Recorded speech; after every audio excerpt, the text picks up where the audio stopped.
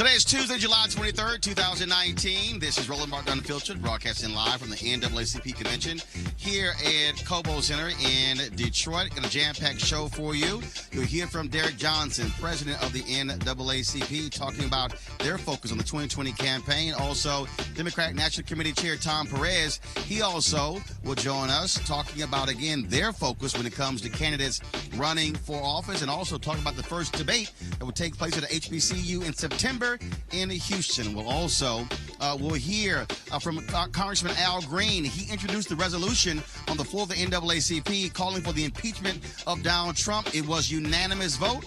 You will get to see exactly what took place as well. Also on the show, our crazy as white people segment. You know, some crazy stuff that's already happened, and we have more for you. It's time to bring the funk. Roland Martin Unfiltered. Let's go. He's got it. Whatever the miss, he's on it. Whatever it is, he's got the scoop, the fact, the find. And when it breaks, he's right on time and it's rolling. Best believe he's knowing. Putting it down from sports to news to politics. With entertainment just for kicks, he's rolling. It's on go, y'all. It's Roland Martin, Rolling with Roland now. He's funky, he's fresh, he's real, the best, you know he's Roland Martin now.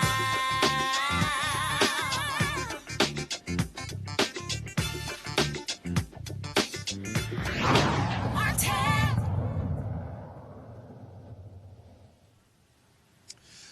All right, folks, we're here in Detroit for the 110th annual NAACP convention. Of course, it has been quite busy 2 days. Tomorrow, you're going to have a number of the presidential candidates running on the Democratic side who will be here for a presidential forum. But we'll get to that in a moment with our panel. But first, today, the NAACP delegates unanimously voted for the impeachment of Donald Trump. Representative Al Green of Houston, of course, member of Congress, but also a former president of the Houston branch of the NAACP. He was here to actually introduce that resolution. And folks here made it perfectly clear they want to see Donald Trump impeached. This is what took place today in Detroit. Simply insult individuals? Mm-hmm. Okay. She said she sent an amendment.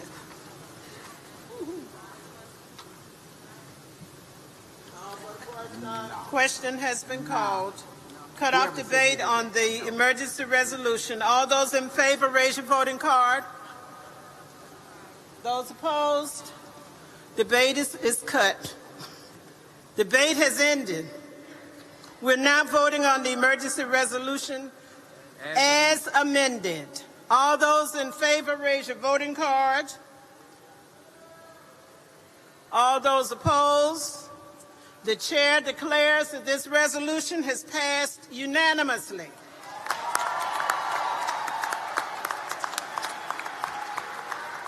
Yeah. As I said, Congressman Al Green, he was here to actually read that resolution and introduce it. He and I sat down and he explained why he wanted the NAACP to be on record for the impeachment of Donald Trump. Hey folks, Roland Martin here. We are, of course, in Detroit for the 110th annual NAACP annual convention.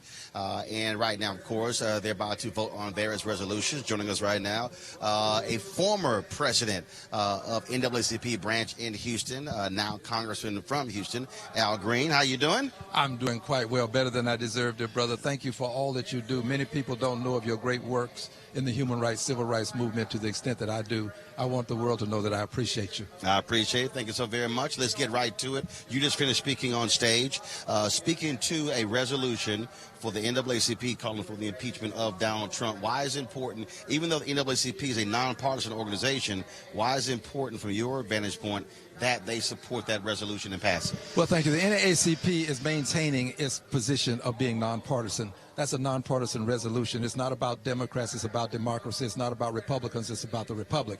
And it's important to have the NAACP's name associated with this endeavor because the NAACP brings a level of credibility that no other organization can bring. It's the oldest civil rights organization in the country, and it will have some influence on people who actually vote in the House of Representatives, knowing that the NAACP is on board.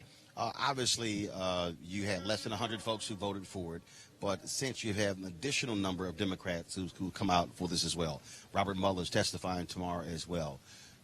Do you think it's important for people to also continue to put pressure on Speaker Nancy Pelosi to have hearings so people can actually hear the various details in that Mueller report, as opposed to what we've seen thus far, just Attorney General Barr giving his synopsis? I think hearings are important, but I also know this, that the president has said enough in the public domain for us to move forward. The president can be impeached for his bigotry. Andrew Johnson was impeached for bigotry in 1868. I believe it would be far better for us to impeach him for his bigotry than obstruction of justice. Now, I was the first to call for his impeachment for obstruction of justice on the House floor, but I understand now that this is an opportunity for us to send a message to those who will look through the vista of time in terms of how we attack bigotry. Those who tolerate bigotry perpetuate bigotry. We should not allow it to perpetuate. We can actually impeach a president for it. We just have to demand it.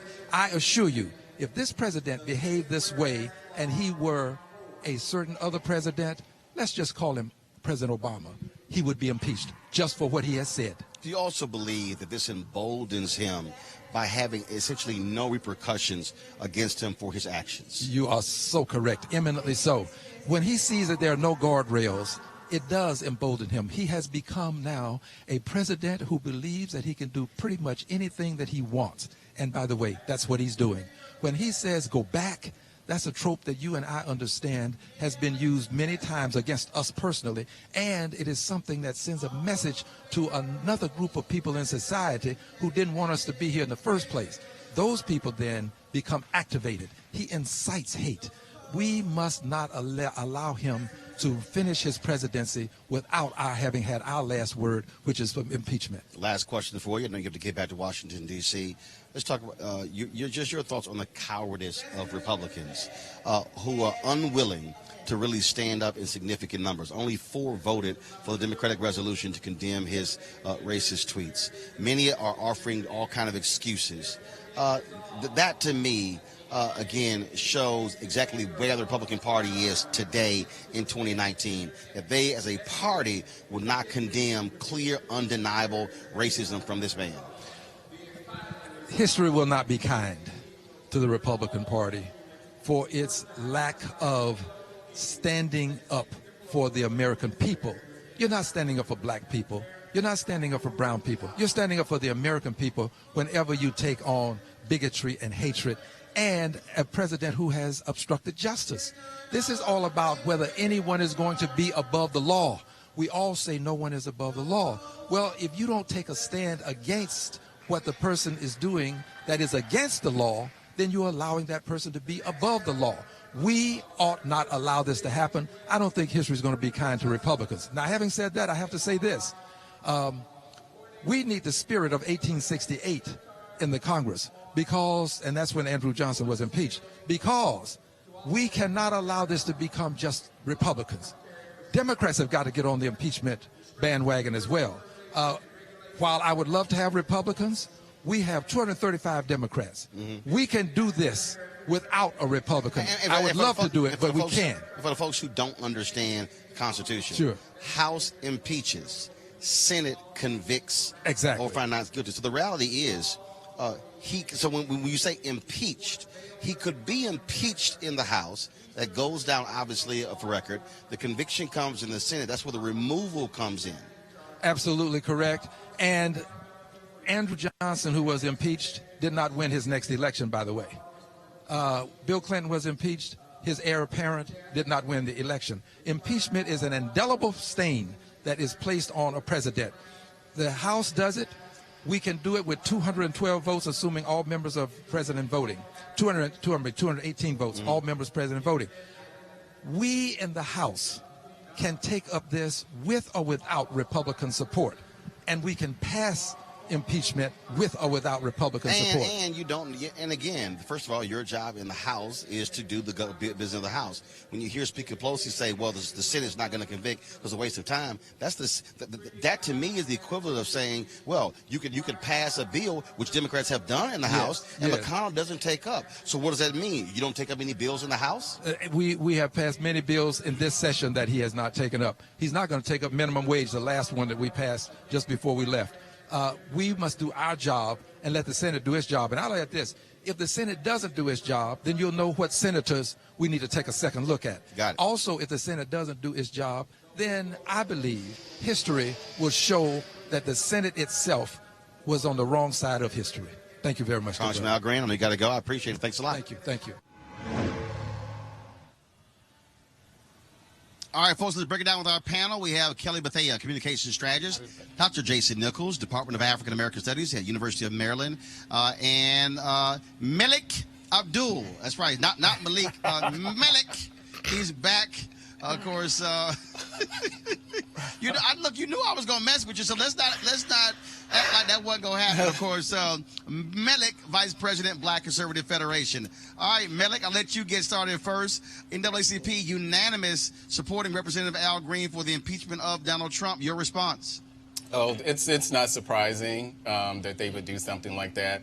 I imagine that this time next year, when we have the same conversation about the NAACP convention, and Trump declines to show up again, you only have to look at this to see why he probably shouldn't have gone in the first place. Because I don't know if they would have done that had Trump actually. No, that's nonsense.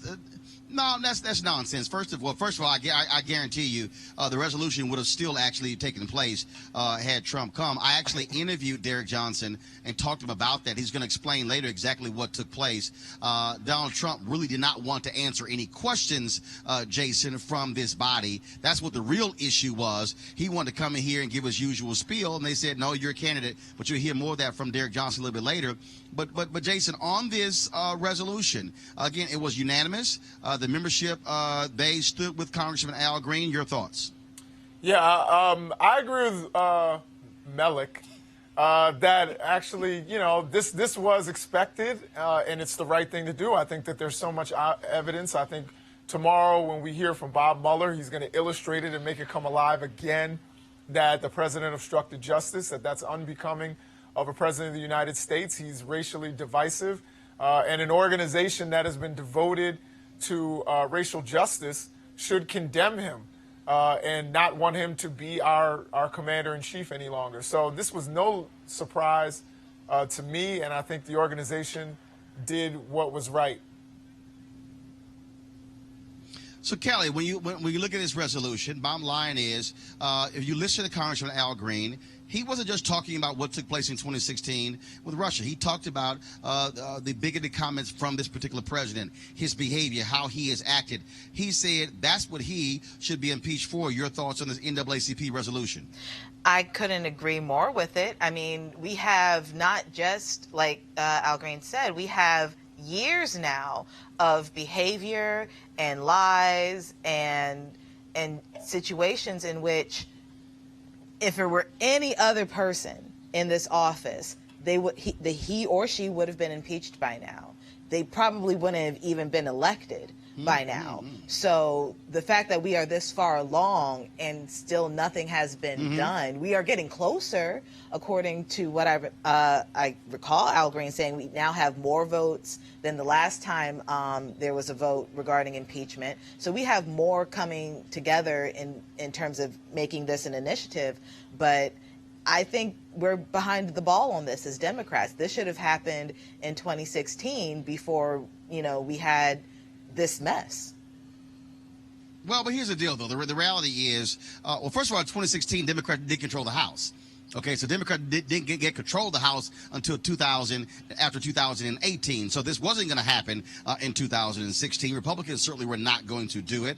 Now, of course, you have Robert Mueller who's going to be testifying tomorrow. And so people are going to actually hear from him about what his report said. Not an analysis, not an opinion from William Barr, Malik, but actually from the guy who actually led it. And you're the White House, of course, who's trying their best to stun it. They have sent a letter saying that he can cannot answer any questions that go outside of the report, claiming executive privilege. What the hell is that all about?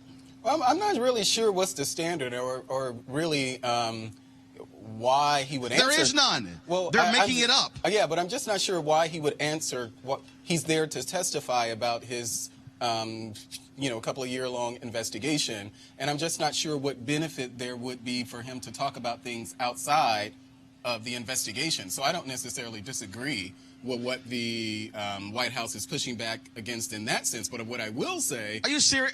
Come on, Malik. Are you serious? But look, they have been trying to extend executive privilege to every person, even people who don't even work for the White House anymore. Okay, so they're trying to extend this in areas that are nonsensical. Yeah, I mean, and I don't, again, I haven't followed it closely enough to see what things they're actually claiming executive privilege over, but I just don't know why would Mueller answer questions that are outside of the investigation, because that's the only thing that we're talking about, the investigation. So I'm just not sure why he would answer questions outside of that.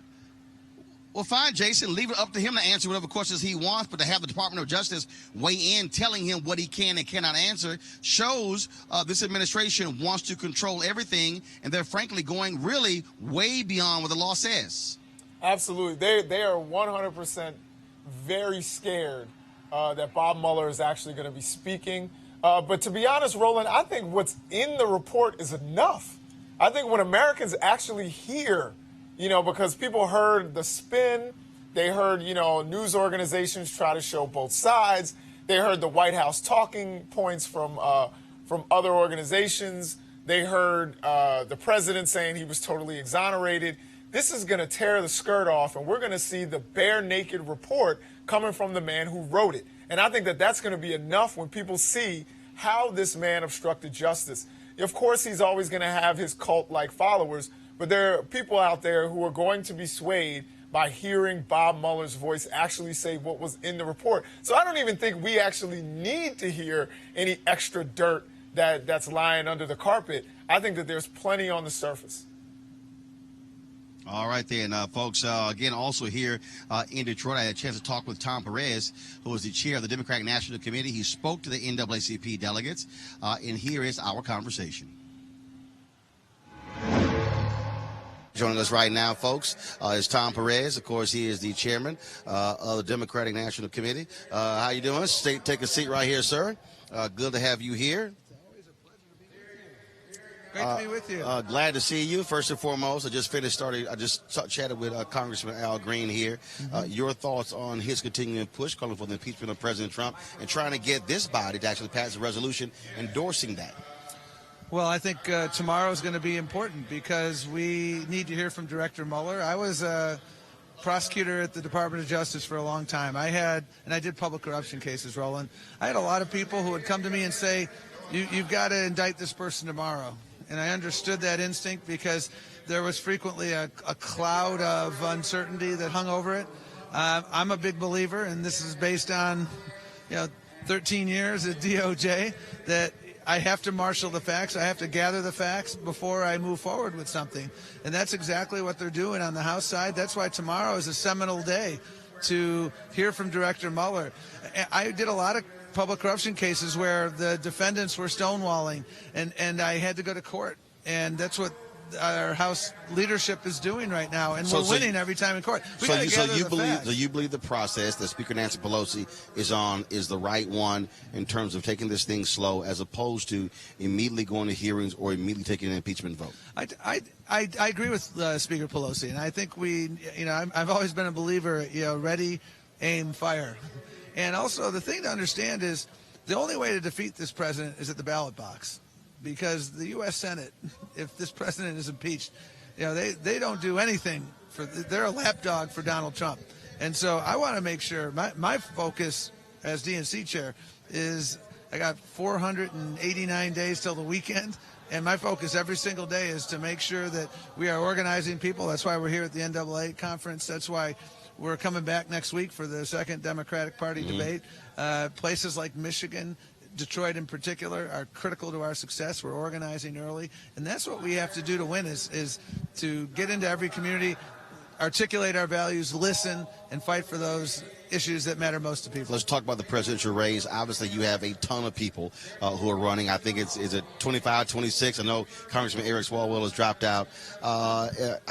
You've had some people critical of the rules. I just saw Governor Bullock on ABC this week on Sunday when I was on, complaining about that. Is that winnowing process important, establishing who doesn't meet a certain threshold? Because, again, at the end of the day, if you've got 10, 12 people who are not even getting 1%, does it make sense for them to be on the stage? And so talk about that winnowing process that you have. Well, let me talk about our North Star first. Our North Star principle during this primary process has been we want to be fair to every single person who's running. We want to be fair in facts, fair in perception. And so back in January or February, we set forth the rules for the June debates. And they were inclusive, and I'm proud that they were inclusive because early on, I don't want to just have a polling threshold, Roland, because, that just measures name ID in many cases. So we did something unprecedented. We gave people a polling pathway to the debate stage, and we gave people a grassroots fundraising pathway. We said for these first two debates, 1% in 3 polls or 65,000 donors. And we wanted to return power to the grassroots. From a certain number of states as well. And including at least 200 from no less than 20 states. And we got that from the 1971 public campaign finance law that Congress passed. So you're trying to show breadth of one's appeal. And also, if you want to win the presidency, you got to connect with the grassroots. Right. One of the most prolific grassroots fundraisers in politics right now is Donald Trump. And I've heard some criticism from some candidates saying that, well, this is too hard.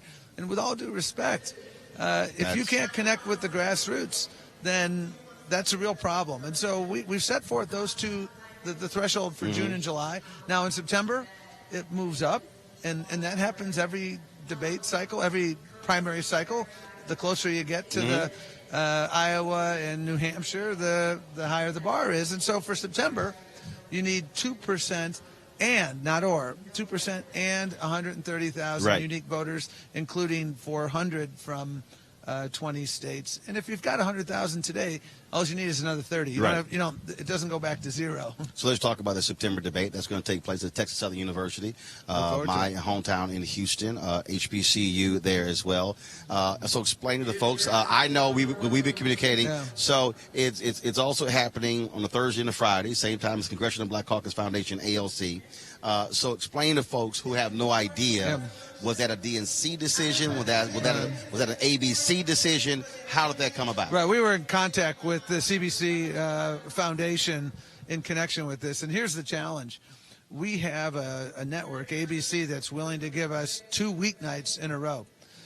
The challenge with September is two prime time weeknight when the new TV season starts. And that's the challenge. So if you look at September, you got September 11th. We're obviously not going to do something on 9/11.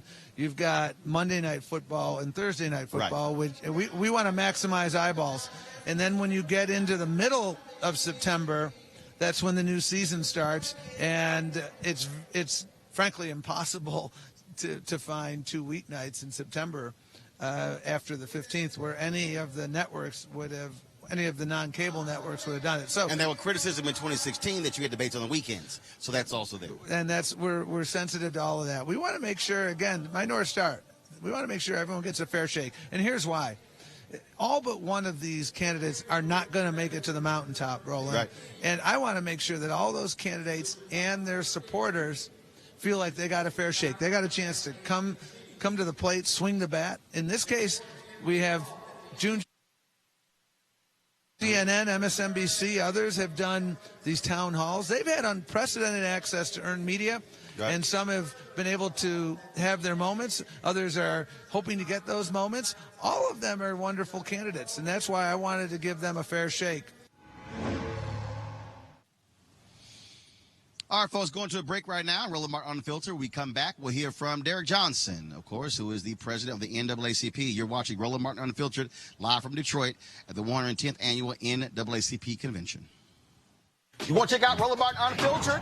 YouTube.com/Roland S. Martin. And subscribe to our YouTube channel. There's only one daily digital show out here that keeps it black and keep it real. It's Roland Martin Unfiltered. See that name right there? Roland Martin Unfiltered. Like, share, and subscribe to our YouTube channel. That's youtube.com/Roland S. Martin. And don't forget to turn on your notifications so when we go live, you'll know it. All right, folks, you've heard me talk a lot about marijuanastock.org. Why? Because I want to keep you informed of investment opportunities that make sense. We have all watched the growth of the cannabis industry. A recent report by New Frontier Data estimates the global cannabis market at over $340 billion. We know that marijuana legalization is sweeping the country state by state. We also know that marijuana has a good cousin, the hemp plant, with a much higher concentration of CBD. That means hemp gives you all of the medical benefits of marijuana without getting you high. Until recently, hemp farming was practically illegal in the U.S. and heavily regulated by the DEA. However, the 2018 Farm Bill changed all of that, making it legal to grow hemp CBD in the U.S. and creating one of the largest commodities worldwide. And they need land to grow all of the plants. Folks, this is not rocket science. It's just an investment, an incredible investment opportunity. And that's where our good friends at 420 Real Estate come in. In their business model, it is simple. They buy land that supports hemp CBD grow operations and lease it to licensed, high-paying tenants. That's right, they are hemp CBD landlords, and you can get in on the action. Our friends at 420 Real Estate decided to do something special for the Roland Martin Unfiltered family. Originally, the minimum investment level was $500. Right now, though, you can invest in the crowdfunding campaign for as little as $200. The range is from $200 to $10,000. Again, this is a $340 billion industry, okay, that is still growing, and you can get in with as little as $200. To invest, go to marijuanastock.org. That's marijuanastock.org. Get in the game, and you can do it now. All right, folks, here at the NAACP convention, Derrick Johnson, the president of the NAACP, he and I sat down for a conversation, covered a wide range of issues, including what he is doing to move the NAACP, not being a egocentric-led organization, meaning all about one person, but really about how do you build massive grassroots support that can sustain movements over years and decades. My conversation with the president of the NAACP. Hey, folks, Roland Martin here, joining us live at the NAACP 110th annual convention here in Detroit is Derrick Johnson, president and CEO of the NAACP. Derrick, always good to see you. Good to see you. So Thank you for being here. So first of all, what's happening right now is first of all, there are many resolutions that take place here, about 150 or so. So reparations is a part of this. There are people out there who say, well, NAACP, take a stand on reparations. They have. Can you explain it? It's funny. From the very beginning of Congressman John Conyers introducing House Bill 40, I think in 1972, NAACP has been in support of the position of reparations, particularly the position of a study to understand how reparations should be dealt with in this nation. We were on the forefront of the conversation before it became a national conversation. So for those who say, why don't we take a stand, we've already taken a stand. We've taken a stand perhaps before many of them were even born. Well, that's what's happening right now. So we want to ask you that. Well, let's just talk about tying that also a black agenda, because it was very interesting. I had a conversation with some folks who said that there's some people who still talked about the idea that, well, we really haven't had a black agenda. And I said, okay, if you read a book, go read about Clarence Mitchell, the book called The 101st Senator. You even go further back. You could talk about A. Philip Randolph. You've had consistent. First of all, you go back to Robert Abbott, Chicago defender. I mean, we can go on and on and on. I mean, the reality is you had black folks presenting a black agenda for centuries. It's not a new phenomenon that individuals making noise about the need for a position that covers all black folks. The problem with that notion, we're not a monolith. But also, understanding our history, we've always had organizations that were representative bodies like the NAACP, where individuals come from across the country. For us, it's 2,200 units in 47 states that come together and vote on our policies, positions, and priorities. You have other organizations, you have fraternities, you have sororities that adopt positions. And if you look at all the positions our organizations adopt, you take away much of the semantics and some nuances, we're all saying the same thing. That's our agenda. It has been that way ever since the Black Convention of '72. It has been that when people align behind either Booker T. Washington or Du Bois. Those are all black agendas or positions around policy issues. The real question is, stop having arguments about the ancillary and the vehicles and get involved with the substance and pushing for the outcomes. Yeah, and that's the key, because, again, there have been presentation of black agendas, but then after the election is over, how do folks then mobilize and organize to actually make it happen? I raised the point of Clarence Mitchell. Many people have no idea who he was. But when it came to civil rights legislation, you had people who were out there who were marching. You had people out there who were protesting. But there had to be somebody who was in D.C. walking the halls of Congress, literally meeting with people, going over language. That's what his job is. And so that's the dirty work of policy. You can't just say, demand it from a candidate. Are you going to be there after they win every day? Every day pushing, and when one little word is changed, no, you're fighting over that word. That's what people, I think, don't understand about how it becomes reality. You know, it is also one of these problems we have with the notion of an egocentric model of leadership. Everyone is looking for, not everyone, many people are looking for that charismatic personality who puts together this big event, this march, this demonstration, this protest. Those are our vehicles to get to the outcome, so we cannot lose sight of the outcome. And the outcome is the nuance. It's to work in the dark. It's walking the halls. It's staying focused on how do policy move, how do change happen, and how we collectively work towards that change, not the rhetoric. And, of course, you're going to have a presidential forum. And I take it's going to be one-on-one. Yes. So not all of them on stage. Right. How much time will each person get? It's going to take place tomorrow. We'll be live streaming it right here in Roland Unfiltered. So walk us through how that is actually going to take place. So we decided to go from having individuals speaking at our podium and speaking to their campaign talking points to having a true moderated conversation with April Ryan so we can get to the substance of the issues that we want to hear collectively as NAACP, specifically, but issues as it relates to the black community. Because why should we surrender our stage for rhetoric, for campaign speech? Let's get to the heart of the matter. How much time for each one? So you asked me the details I don't know. That's got it. That's why we're NAACP with a staff, right? All right. But I think there's not enough time for any one candidate. So I'm thinking about 20 to 30 minutes per candidate, but don't hold me to that because I don't know. Obviously, Senator Kamala Harris is going to be here. Yes. Mayor Pete Buttigieg. He decided to come. Will Senator Bernie Sanders be here? Yeah, he'll be here. Vice President Joe Biden. He will be here. Senator Elizabeth Warren. Elizabeth Warren will be here. And who else? Did I miss anybody? Cory Booker will be here. Senator Cory Booker. Okay. Castro will be here. Okay. The former governor of Massachusetts, running as a Republican, will be here as well. Weld will be here. Yes. So it's a full bevy of candidates coming before our delegates to talk about the issues that are of concern with us and how they will address those issues. Now, the NAACP did invite Donald Trump. Yes. That was back and forth. My understanding is that he was interested in coming to speak if there were no questions. That's correct. And the NAACP said no. That's correct. You're going to get asked questions. Yes. Is that what took place? So, we have invited the sitting president every year that we've convened our delegates, 110 years.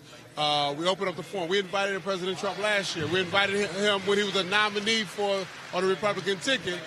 But this year, we decided to change the format. We want to make sure we can get to the substance of the conversation and not the rhetoric of the conversation. And that wasn't about him, that was about everybody. So initially, we looked at Wednesday as an opportunity. They came back to us after 5 months of not hearing anything and decided to let us know they were interested in coming, but Wednesday wouldn't work. Fine. Could we do something early in the week? They came back, they asked for Sunday, said, well, that's not an option. So we narrowed down to Tuesday. And because Tuesday was a place that we could fix the agenda, and then we said it would be a moderated conversation. Well, no, we want to come back on Wednesday. You can't come on Wednesday now because we've populated that schedule. So you got Tuesday, it's a moderated conversation. And once they found out that, they said, well, We don't want to do that. We want to have the original conversation of him coming and presenting to the delegate. I said, well, that's not an option because he's now a candidate, and we're treating all the candidates the same. The only deviation we're going to do for you is allow you to come Tuesday and not Wednesday. So what you're saying is that because it's a presidential election and he's already announced his running, even though he is the sitting president, you're treating him as a candidate, saying, okay, if you come, you have to abide by the rules of the other candidates where you were asked questions. So let's say it was last year. It was you in San Antonio. He wasn't a candidate. That would have been a traditional speech. It could have been, right? Gotcha. If we decided to allow that type of format. Got it. You know, we are obligated, and I think it is necessary for us to extend across political party lines and especially to the sitting president. But we're not obligated to have any particular format because it's our stage. Right. And we're going to control our stage. And because this particular president has yet showed the discipline not to use the microphone for a political purpose, we will continue to hold him to a standard of a moderated conversation. Well, look, I'm on the board of the National Association of Black Journalists. Whenever we invite the president or even any candidates, minority journalism organizations, who ask them questions. Right. And so that's the deal. So, if you're going to come, not just give a speech, and that's how it is. There were some people, Joe Madison has said that NAACP should disinvite Donald Trump. There are others who said, why in the world would you invite him to come to the convention? Why extend the invitation? But, it is something that we do out of our IRS obligation. We're a nonpartisan organization. We don't support political parties or candidates. It is something we do because our delegates and the community should hear from all points of view when it comes to public policy considerations. It is part of what we do because, no permanent friends, no permanent enemies. We've had good support from Tim Scott. But we don't agree with Tim Scott on everything. But when it came down to certain judicial nominees, like Thomas Farr, it was Tim Scott who stood up in his blackness and was still with us to vote against individuals like Tom Farr. So for us, we use this forum so we can hear perspectives. But at the same time, we're not going to surrender the stage for someone who's proven to be undisciplined with the microphone, stay on message, and not go off script, and use our stage for his political hate speech. This is the second convention for you now as president. You talked earlier about not being sort of the egocentric leader where it's sort of like this is the one person. And in fact, I think I'll say this. In fact, that was sort of evidence yesterday. So yesterday, normally, I know in past years, NAACP president sort of created a major speech. Yesterday, Speaker Pelosi spoke. Congressman Rashida Tlaib, and then you came on after them. That's correct. And in fact, it was a packed house when they were here. Then a lot of people took off for lunch. Yes. And so, talk about that form of leadership, but also restructuring the organization with your 22 branches. Talk about how that has gone and how it has sort of changed the NAACP to get ready for 2020. So for me, and I come out of a different type of tradition, if we build institutions to last, those institutions will be there when we need them. But if we center institutions around personalities, when the personalities go away, we see these big, sharp ebbs and flow. We see that right now with SCLC, unfortunately. It was built around personalities, and over time, we begin to see it subside. Institutions across the country, black and white, are now, they're not what they used to be. People don't join like they used to. So for us, in my leadership, I'm looking at how do we build our internal capacity to respond timely to the interests and needs of African Americans? How do we build our infrastructure so no matter who's in place, it will continue? How do we build in our fundraising strategy to ensure that we're not dependent on any particular sector outside of our membership dollars? That's what's most important. The vehicle of the NAACP for 110 years, if every person alive would renew their membership today, we will supersede our budget by over $20 million. That's important to know. But because over time we didn't zero in on our infrastructure, maintaining and updating how we function, we have lost some of that. My goal is to rebuild that. Because when I'm out of this seat, I want this organization to be healthy and alive and prospering, not based on the individual, but based on the will of the people that collectively make up our membership. One of the things that, again, we talk about infrastructure. Yesterday in your speech, you talked about these black political machines, these groups that existed where when you had mayors and others and people on those lines. And you talked about how we've lost that. I have been yelling for years. When I talk about Divine Nine, I spoke to the Deltas this year. And I talked about how we have infrastructure. If you look at black churches, especially those with hierarchy, AME Zion, different churches that have hierarchy. And it's amazing to me how people don't understand why infrastructure matters. You know, I grew up here in Detroit, right? I understand the value of a political machine. I can recall there was an individual running for governor, and it was in the early 80s. And his whole stunt was he was going to be the governor to put the mayor of the city of Detroit in his place. The mayor of the city of Detroit was Coleman Young. Coleman Young had a true machine. He took him on a challenge. And on election day, every city vehicle that had gas in it drove up and down the street, pushing people out to the polls, including garbage trucks, had big signs on the side, "Go vote today." When the election was over, that particular candidate was defeated by far because of the huge increase of turnout in the city of Detroit. Coleman Young's response was, I guess I was the mayor of the city of Detroit that's sitting there want to be governor back home.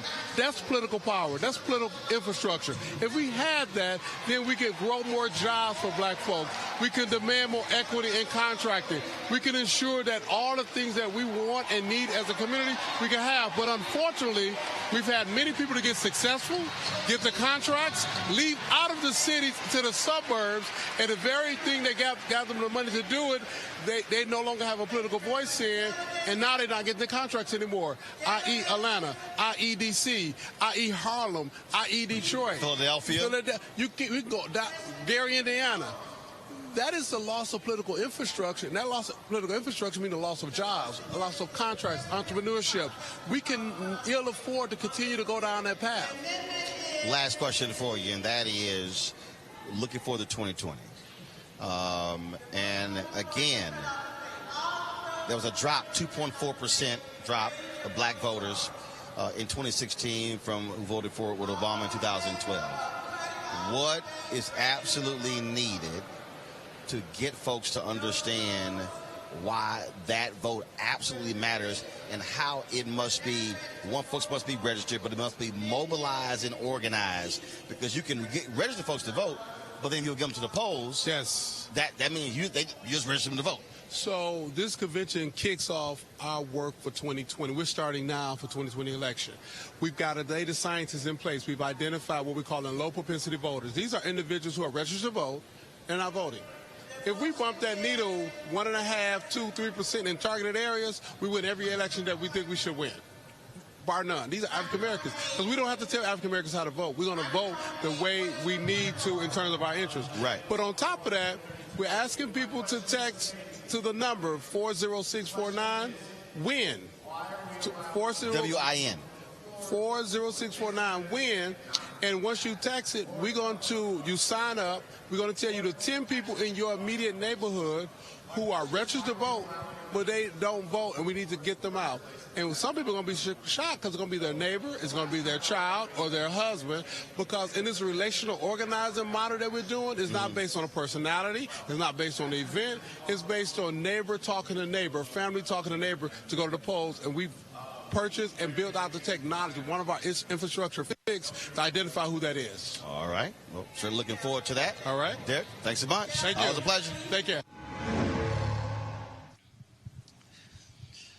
All right, folks, there have been any number of sessions taking place all throughout the NAACP convention yesterday and today, continuing education, but also those dealing with issue of criminal justice, and also how do we get folks activated to push those issues. Yusef Salam, one of the John Radio 5, he was on a panel today, along with the sheriff here in Wayne County, Benny Napoleon. The moderator was Jamira Burley, so y'all know Jamira. Come on, Jamira. You often have seen her on my show.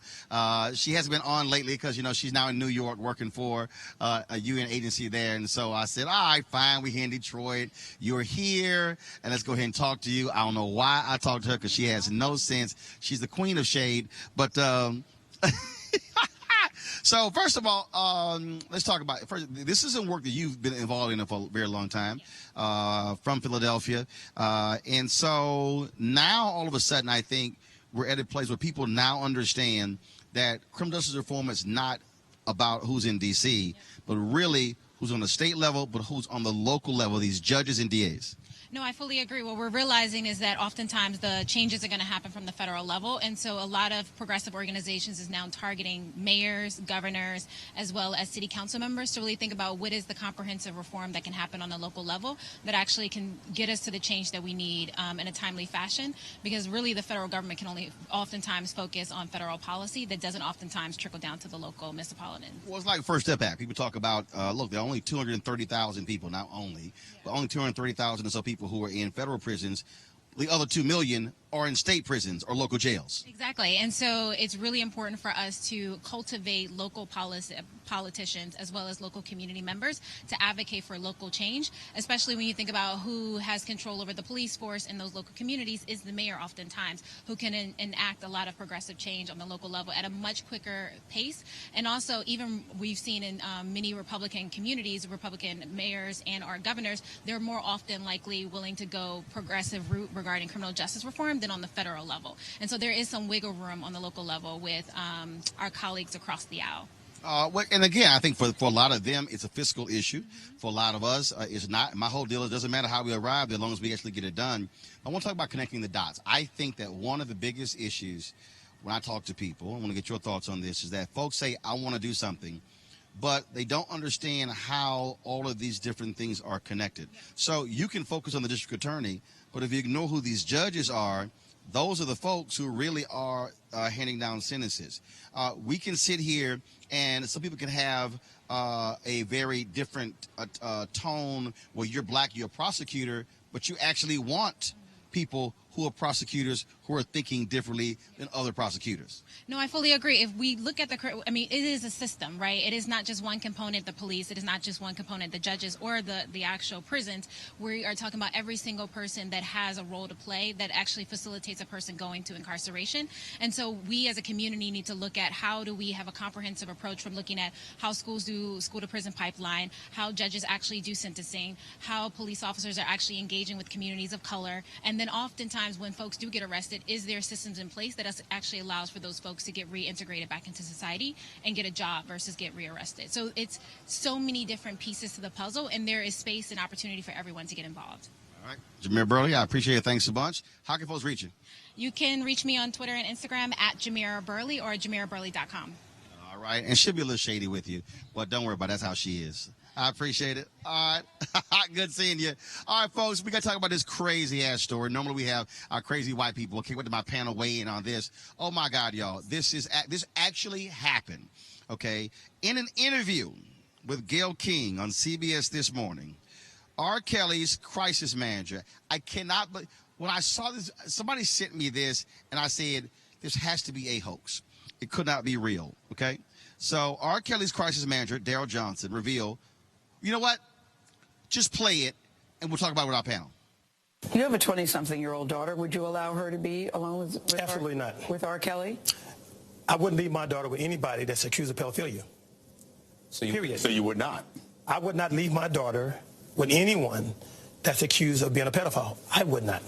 That doesn't seem like a contradiction to you. You're absolutely sitting here defending R. Kelly, but at the same time saying you wouldn't leave your own daughter with him. I wouldn't leave my daughter with anyone. Okay. I'm going to say it again. That's accused of being a pedophile. Kelly, is it any shock Derrick Johnson is no longer the crisis manager for R. Kelly? No, because it seems like he's about to be in his own crisis right now. Not only was it contradictory, but it was very telling that somebody in R. Kelly's own camp is admittedly saying that he wouldn't leave his own child around R. Kelly, regardless of whether he's accused of being a pedophile or not. At this point, it seems like a little bit beyond an accusation, but I understand, innocent until proven guilty via court, et cetera, et cetera. But no, he's in a crisis of his own at this point, and, God bless him on his journey. Jason, if you're in trouble and you've been hit with state charges and federal charges about being with underage women, it really doesn't work for you when your crisis manager goes on television and says, no, I wouldn't leave my daughter with somebody who's accused of pedophilia, meaning your client. That was crazy. And, of course, a lawyer for R. Kelly says that Johnson resigned Monday night for personal reasons. Yes, like answering damn questions to Gayle King. Yeah. I don't know who vetted that guy, who thought hiring him was a good idea. He was not prepared to do the job. And I don't know why the attorney isn't the crisis guy. Why isn't the attorney the person who's speaking on the case and talking about, R. Kelly and R. Kelly's innocence? I mean, that's the person who's got all the facts and is most prepared. But they hired some consultant who was really quick. I mean, he didn't even think about it. He was like, absolutely not. R. Kelly? Heck no. You know what I mean? It just did not work out well for him, and I'm sure it's not going to do a whole lot of wonders for his business either. So good luck, in whatever your new job is. I forgot the guy's name, but, his beard was really black. I don't know what he put in that. I need some of that. I need some of that for these grays here. So maybe he can endorse that. Melek, Bakari Sellers tweeted this. This is what happens when you order your crisis manager off eBay. Oh, no. I mean, I have to agree with him. At Crisis Management 101, go to bat for your client. In the idea that he would get on national television and say that he wouldn't allow his daughter. Now, I get his point, the later point, which was that he wouldn't like his daughter to be around anyone who's been accused of pedophilia or something like that. But there's a way that you can answer that question without throwing your client under the bus. I mean, he didn't just throw him under the bus. He literally dug a hole just all the way down to the center of the core's earth. And that's where he placed R. Kelly. I mean, and I think that's probably what's going to happen with his career. But like Jason said, he had a lot of great, was that Bantu or what is that called? Beijing. Wow. Y'all should know this. I shouldn't be knowing this. I don't wear. Wow. Never mind. But yeah, just a truly bad decision, and it would be interesting to see who takes him up, on any contract moving forward after this, because clearly he was not ready. Did he have one before? Is this his first client? That's what he's acting like. As in nobody. As in, I'm sure no one will hire him for a crisis manager. Maybe to do their beard, as Jason said, but it won't be any of that. I'm just saying. So that's pretty wild, pretty crazy. Okay, got to ask y'all this here. Kelly, I'll start with you. Earlier today, Donald Trump gave a speech. He was trashing Rashida Tlaib and others, calling her a kook, things along those lines. It's amazing how he loves to keep attacking women. Clearly, he wants to make this election. He needs a foil, so he's trying to attack the squad. Do you believe that he's playing a dangerous game? Because, look, it's not like he won women, and 53% of white women voted for him. But his constant attacks on women, what happens if his nominee is a woman? Then he'll be attacking that nominee. I don't think that Trump really cares at this point who his enemy is, who his adversary is, so long as he has one. Because if there's no adversary against Trump, then he has no reason to be acting the way that he's acting. Right now, he has put himself in a dynamic where it looks like he's justifying his actions because he has an enemy. And, year one, it was the media. Year two, it was somebody else. Now we are approaching the election, and it's women because they don't agree with him. So he needs somebody like that. He needs an entity like that in order to keep moving forward with his base, because if his base doesn't have an enemy, then they actually have to do soul searching too as to why they're supporting Trump. And nobody wants to do that right now because they'll combust. Personally, I think they'll combust because there's no rationale behind it. Milik? Yeah, I mean, this is, of course, he wants to make them the face of the party, and this is something that he hopes that will serve him well. I will say that I do believe that Donald Trump, for all intents and purposes, is equal opportunity offender. He doesn't care who you are. If you try to cut off his finger, he's going to cut off your entire arm. So that's something that I do believe. I do think that, we saw what happened when he campaigns against a woman with Hillary Clinton. I think that it's going to be a little more challenging if it's someone like Kamala Harris, Senator Harris, because then you add the racial component to that. And I think that that's something that can kind of really trip him up. And so he would have to be, unfortunately, he would have to be more careful in how he criticizes Kamala Harris than he did Hillary Clinton, simply because of just the racial dynamic. I think that would bolster it. I don't think that would bolster I don't him. think that at all. If Kamala Harris actually becomes the nominee and Trump becomes the nominee for his party, which he will, he's not going to change his trajectory as to how to bully. Right. He only knows how to bully one way, and that's just to attack. If you Jason? Sorry. I was going to say, I Jason? think, by making the squad the enemy, it's really about the fact that these are women of color. Mm-hmm. And we saw he won without, barely any black women votes. I think it was, 96% black women voted for Hillary Clinton. So, he knows who to make the enemy, and he's making a Muslim, a woman of Palestinian descent, a woman who wears hijab, a Puerto Rican from New York, and an African-American woman, the enemy. And, that works perfectly for his base. That actually may drive his base out quicker. He's saying that they're socialists. This actually plays up.